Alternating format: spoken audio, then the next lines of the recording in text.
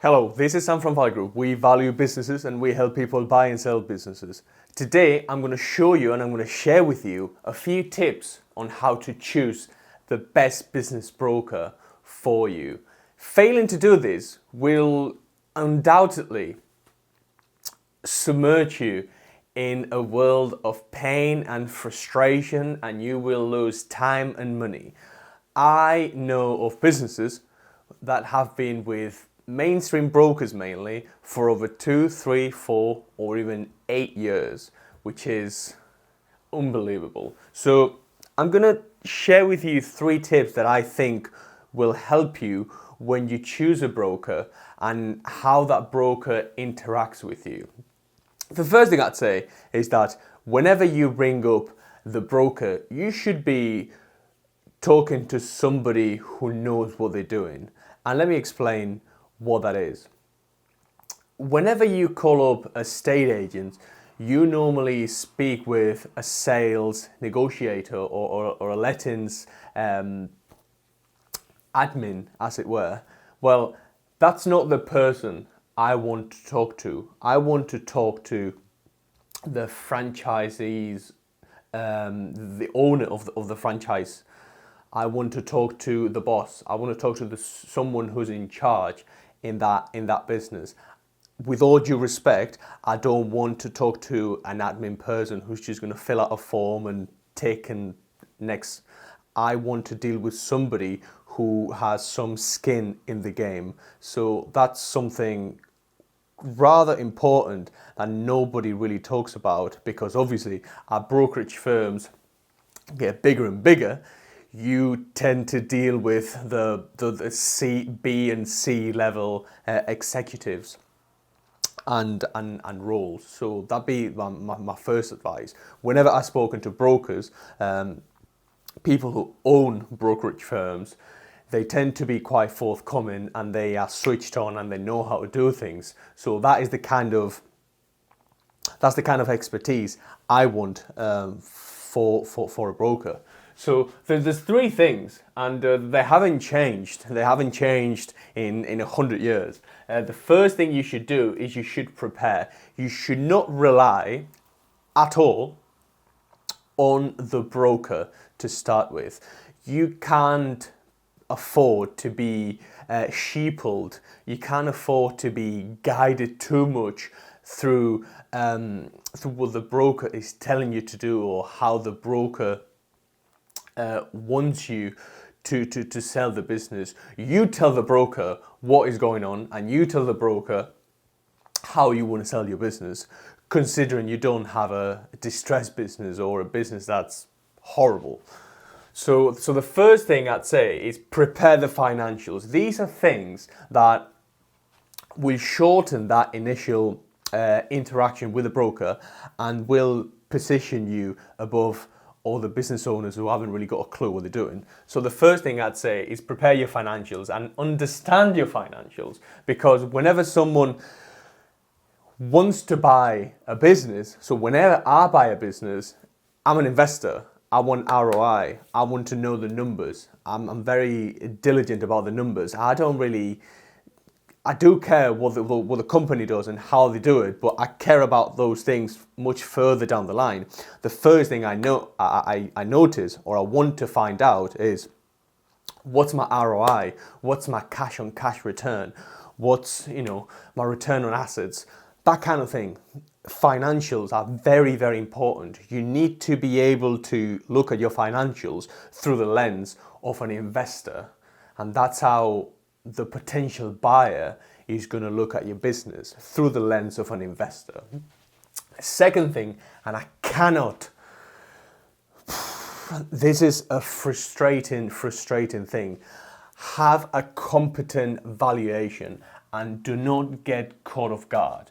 The amount of times whenever I've bought businesses that I sit down with somebody and I ask how they've reached that valuation, and they revert back to the broker, and we don't really know where that calculation is or what the rationale for that price tag is.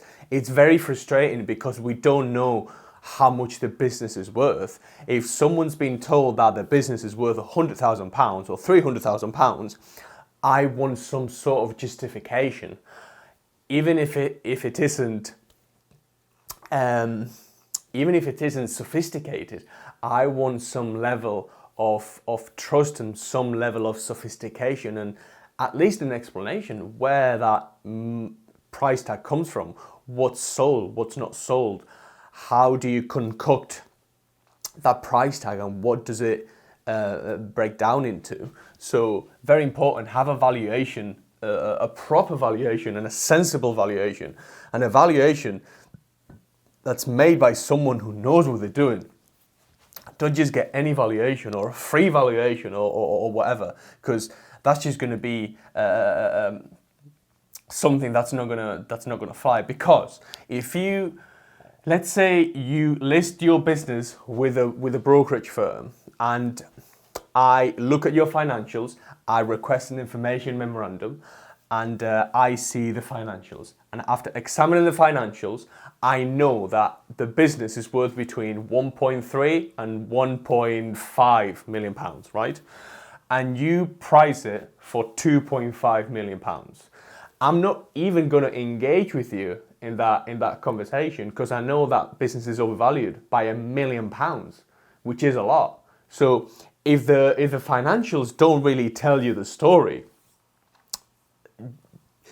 try to justify the valuation and have a clear picture, because you want people to interact with you. So one of the reasons why sometimes people don't interact with businesses that are up for sale is because these numbers don't really stack up.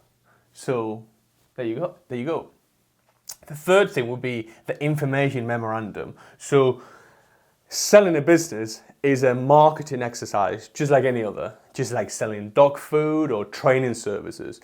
It's the same thing. So you need an information memorandum, which is a short marketing description about what you do, how you do it, how the business is structured, and all the bells and whistles within your business that could be potentially attractive to someone to read and consider. So try to write up something that's quite lyrical even.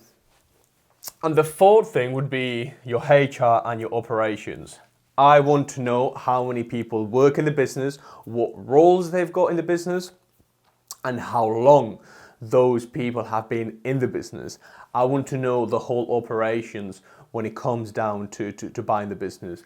Whenever I sit down with you, or whenever I sit down with a broker, I want that person, that broker or you, to tell me how the business is structured, because I might not want to buy the business to operate it. I might just want a bolt-on for another business of mine. So I want to know how that new business is going to facilitate my existing business and how they're going to merge potentially. So very important. The second thing would be to not go mainstream, and this is really important. So you don't want to list your business, if you're a restaurant, with a DIY store, a pet store, a facilities management company, and a training company. No, you want something that's quite specific. You want somebody who knows what they're doing.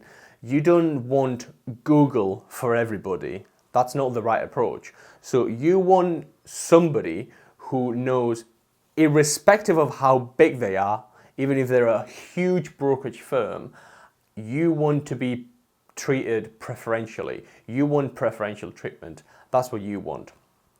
So don't just list the business with the broker and expect things to happen, because a lot of scouters on the internet, just like myself, are looking for a bargain. So a restaurant and a DIY store and a convenience store, they're not really the same business. So why do you want to mix with those businesses? Try to spend a bit of money and go with somebody who who's going to put the time and effort into selling your business. Don't just make them complete a form and let them forget about you. Try not to do that. And the last thing would be to set a budget. A lot of these schemes are done by, you get a retainer and a success fee. So the retainer is a monthly payment or a bi-weekly payment or whatever that allows me or allows all the brokers to give them the marketing muscle to be able to move on your behalf, and that allows us to sell your company. We've got experience in 1,200 industries, from abattoirs to yarn supplies. We've sold everything, absolutely everything, but we're very specific when it comes down to businesses and the eligibility of a business when it's for sale. If someone presents me a crepe company or a florist, I'm probably not going to take that listing because I know that business is unsellable. So try to cherry pick here your battles. So it's a retainer and a success fee. So set a budget. If your budget to sell your company is, I don't know, £5,000 or £500 or £15,000, don't just carry on paying the broker forever. Say we're going to try for 6 months and we're going to hand the broker £6,000, and if it doesn't sell in 6 months, because selling a business comes down to timing and marketplace and whether there's been a pandemic or not, or whether there's been a 9/11 attack, whatever it might be, it's hard to predict sometimes if something is going to sell or not. We don't really know whether a particular business is going to sell until we start working on a particular business. So try to set yourself a budget. 3 months, 6, I'd recommend at least 6 months because you want some elasticity and room for improvement. Breathing ground, I suppose you can call it. So 6 months and then maybe stop, or a year and maybe stop, and then try again in another 6 months. Don't just burn yourself for, say, 15 months or 24 months straight, because I don't think that's the timing for the market might not be right for your particular company. And remember that successful companies get sold very quickly.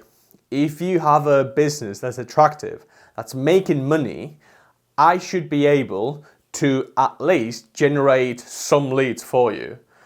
If your business is distressed or your business is neither making nor losing much money, it's going to be a lot harder for me to sell your business. Whether I can generate leads or we can generate leads for interested people to buy your business, to whether we can sell your business, those are two complete different things, because obviously an offer, then they have to sit down with you or me, or we have to go through the whole process. Things can fall through. So if you have a business with some sort of structure and that's making some money, we should be able to generate some leads for you. So there you have it. Please like, subscribe, share the video. If you have any questions, comment down below. My name is Sam. We value businesses and we help people buy and sell other companies. Thank you.